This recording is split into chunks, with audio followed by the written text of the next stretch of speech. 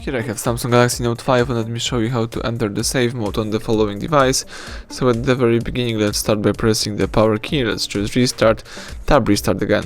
So when the Samsung Galaxy Note 5 logo pops up on the screen again, let's start holding the volume down key, so let's be prepared.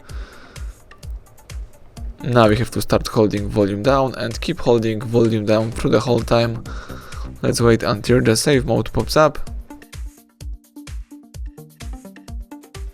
I'm still holding the volume down, and that's it. Now you can release volume down. As you can see, your phone is in save mode. You can unlock your phone and check out how your device performs without the third-party apps.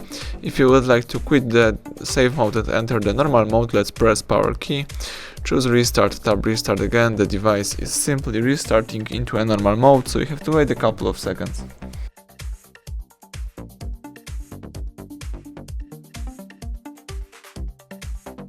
Excellent. Now you can unlock your phone and start using your device. Thank you for watching. Please subscribe our channel, leave thumbs up under the video.